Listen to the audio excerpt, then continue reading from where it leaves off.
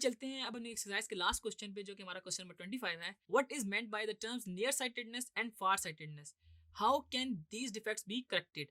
सबसे पहले आपने ना डिफेक्ट्स ऑफ विजन बता देना है कि डिफेक्ट्स ऑफ विजन होता है क्या। डिफेक्ट का मतलब ये है कि इनएबिलिटी किसी भी बॉडी को देखने की। तो यूं आपने इसको डिफेक्ट ऑफ विजन को डिफाइन कर दिया। उसके बाद ना इसमें ना जो क्वेश्चन पूछा था ना, वो नियर साइटेडनेस का और फार साइटेडनेस का पूछा था। नियर साइटेडनेस क्या होता है कि जिसके जरिए हम डिस्टिंक्ट ऑब्जेक्ट्स को नहीं देख पा रहे होते, ठीक है। Disability of eye to form a distinct images of a distinct objects, दूर की चीजों को हम नहीं देख पा रहे थे। और इसको हम करेक्ट करते हैं बाय यूजिंग डाइवर्जिंग लेंस। जबकि बिल्कुल इसके ऑपोजिट हमारे पास जो फार साइटेडनेस है, उसमें हम लोग नजदीक की चीजों को नहीं देख पा रहे थे, नियर बाय ऑब्जेक्ट्स को, क्योंकि हमारे पास जो रेटिना के ऊपर जो इमेज है ना, वो ना उससे पीछे बिहाइंड बनी होती है। और उसके लिए हम क्या करते हैं, हम एक कन्वर्जिंग लेंस लेते हैं जो उसको इमेज को एक किस्म का ना स्ट्रेच करके रेटिना के ऊपर ले आती है। ठीक है, इसका वर्किंग प्रिंसिपल जो था ना, हमने अपने टॉपिक पढ़ते हुए काफी डिटेल में वैसे देखा भी था।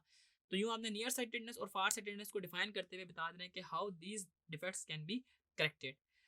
और इसी क्वेश्चन के साथ हमारे एक्सरसाइज के सारे शॉर्ट क्वेश्चंस खत्म होते हैं। आई होप आपको सारे के सारे शॉर्ट क्वेश्चन समझ आए होंगे। अभी तक के लिए इस वीडियो में इतना ही। See you in the next video with a new topic, जिसमें हम न्यूमेरिकल प्रॉब्लम्स को देखेंगे।